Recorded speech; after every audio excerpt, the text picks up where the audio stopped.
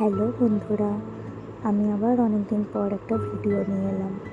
অনেক দিন পর একটা পাঞ্জাবি আঁকার সুযোগ পেয়েছি। তো পাঞ্জাবির কালারটা খুবই সুন্দর ছিল।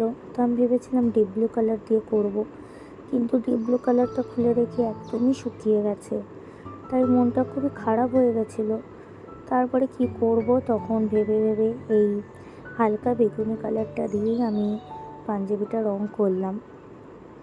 একটা ইচ্ছে ছিল যে ডিপ ব্লু কালার দিয়ে করব, কিন্তু যেটা ইচ্ছে থাকে সেটা যদি না হয় তো সেটার জন্য মনটা খুবই খারাপ লাগে। তো ঠিক আছে, আমি এটা দিয়ে ম্যানেজ করার চেষ্টা করেছি। তার থেকেও বড় কথা, ভিডিও শুরুতে তোমরা হয়তো দেখেছো যে আমি দুটো কালার রেখেছিলাম। ভেবেছিলাম আমি দুটো কালার দিয়েই করব, কিন্তু সময়ের অভাবে আমার আর দুটো কালার দিয়ে পাঞ্জাবিটা করা হয় না, একটা কালার দিয়েই করেছি। জানি না কেমন হয়েছে, বা যার যাকে দিয়েছি তার যদিও বা খুবই পছন্দ হয়েছে।